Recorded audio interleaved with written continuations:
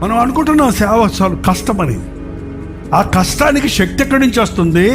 ఆ కష్టానికి కావలసిన సహాయం ఎక్కడి నుంచి వస్తుంది? అది ఆయన ఇచ్చింది.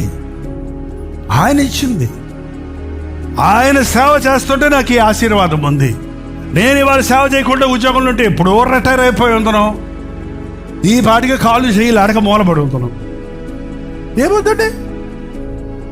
అరే రిటైర్ అయిపోయామంటారు 60 ఏళ్ళోళ్ళు, 60 దాటినోళ్ళు జాగ్రత్త అంటున్నారు. 60, 70 దాటింది నాకు. కారణం పెట్టి ఆయన కాడు మోస్తున్నా, ఆయన నన్ను మోస్తున్నాడు.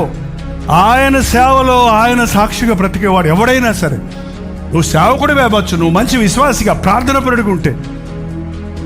డోంట్ అనుమానం పడకండి, డౌట్ చేయకండి.